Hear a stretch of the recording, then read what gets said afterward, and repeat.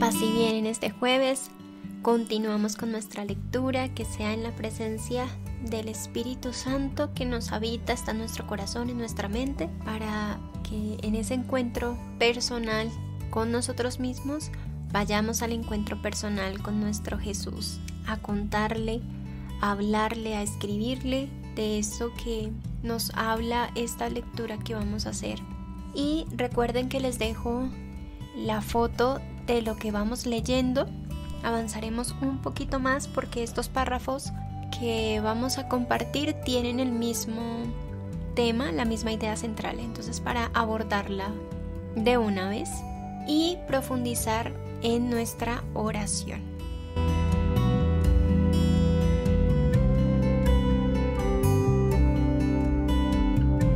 De mi parte, en esta ocasión quiero compartirles la reflexión acerca de dos ideas puntuales. La primera es cuando el doctor Augusto menciona: difícilmente la gente se siente cómoda de hablar de él, de Jesús, en público porque hay siempre el recelo de ser vinculado a alguna religión.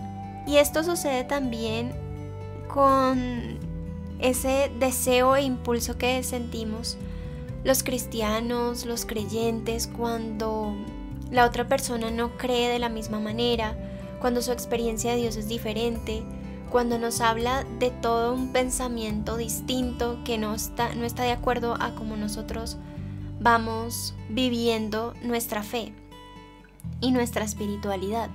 O sucede en el mismo grupo cristiano católico, que cada uno tiene su carisma, cada comunidad trabaja cierta misión que el Espíritu Santo le ha confiado y comienzan las discusiones, las peleas y las divisiones. Y emerge en nosotros este impulso de querer defender a Dios, de querer defender como nosotros pensamos, creemos, e inconscientemente y muy sutilmente convencer al otro de que está mal y nosotros somos los que estamos bien. Hay que tener cuidado con esto porque nos pasa en todo ámbito. Entonces dejamos de escucharnos, de escuchar, y pasamos al juicio y sutilmente también nuevamente ocupar el lugar de Dios como jueces, diciendo y haciendo sin haber primero hablado con Dios. Y esto sí que pasa mucho también, hablar de Dios sin hablar con Dios. A mí me impacta mucho el evangelio de estos días.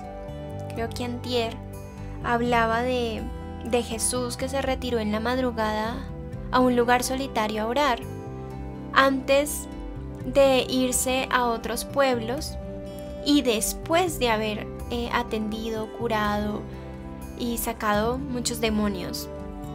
Y a mí me impacta eso porque siempre me habla esto mismo el Señor y me dice de que la misión, el trabajo, eso que yo quiero hacer, que en mí está el querer hacerlo, como dice San Pablo en Romanos 8, pero el hacerlo, el realizarlo no, porque ese realizarlo es obra de Dios y Dios es quien me concede la sabiduría, la fortaleza, la capacidad para hacer esa obra que el Señor va a hacer mucho mejor, mucho mayor, y de ahí sacará los frutos que Él disponga.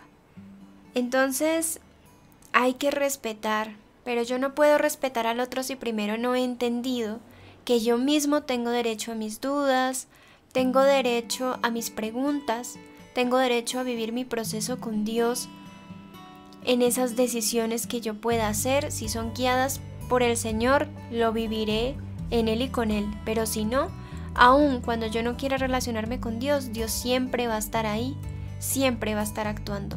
Él no depende de mí, soy yo quien depende de Él. Entonces, tener cuidado con este aspecto, dejar de defender al Señor y mejor cada uno voltear esos ojitos y esas palabras a sí mismo y compartirlas con el Señor. Por esto es importante escribirle a Jesús. Esta es una de las razones si alguno necesitaría una justificación para hacer la oración escrita, y es cómo le contamos y le compartimos. Vivimos hablando con los demás de lo que nos pasa, de lo que pensamos, y los demás se cargan a veces de ese dolor, de esa rabia, de ese miedo que nosotros sentimos. ¿Por qué no mejor recordarnos, pedirle al Espíritu Santo esa gracia de recordar y de ver a Jesús como esa fuente a donde yo puedo ir a descargar todo y a recargarme de su amor, que haga conciencia de que Él está conmigo y en mí para vivir el día a día? Y la segunda idea, dice el doctor Augusto, los educadores no han logrado reproducir el brillo de la sabiduría de Cristo, no logran incluirlo en las clases de historia, filosofía o psicología.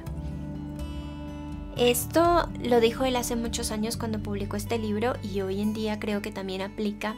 Voy a hablar de mi campo específico, que es la psicología.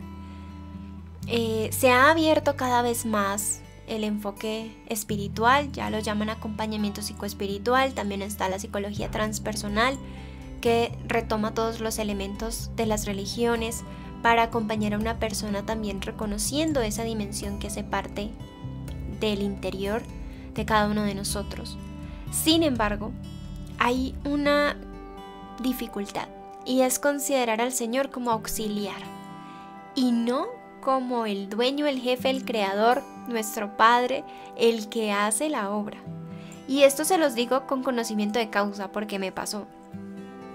Ya llevo más de 12 años en estos procesos de acompañamiento, de escucha, de estudio, y me había pasado que estaba tan sumergida en las teorías y aún hoy toca seguir trabajando en esto, porque es la dificultad que tenemos los profesionales de la salud mental para desprendernos de ese querer saber y comprender y entender de una vez la problemática de la persona y querer ayudarlo a que se alivie, a que sane, a que esté mejor, porque hay un ego interno que nos habla y que de eso se aprovecha el mal en nosotros, de decirnos: mira cómo hiciste este trabajo tan genial, tan grandioso.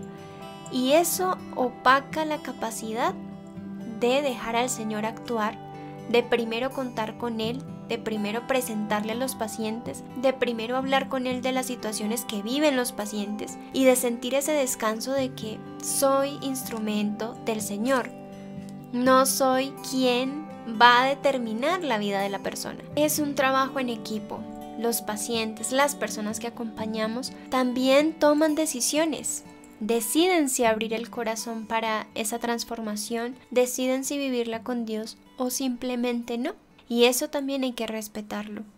Muchos de nuestros familiares o seres queridos necesitan de un proceso de acompañamiento, sea psicológico, médico, espiritual, y no lo quieren tomar. Y sufrimos un montón porque eso no sucede, porque no se animan, porque por más que les hablamos no van. Pero hay una cuestión, y es que lo más importante que podemos hacer es ir a nuestro Señor y hablarle de esta persona.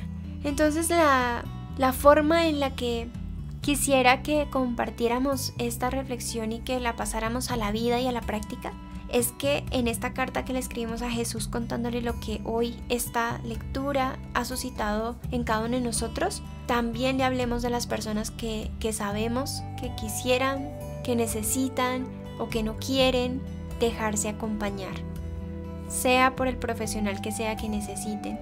Claro que antes de esto hablemosle de nosotros, nuestro ego, nuestras ganas de saber y entender de Dios pero no de vivirlo, de nuestras ganas de estudiar un montón y saber un montón, pero al final no vivir nada, y eso no es sabiduría, eso es puramente conocimiento y teoría acumulada.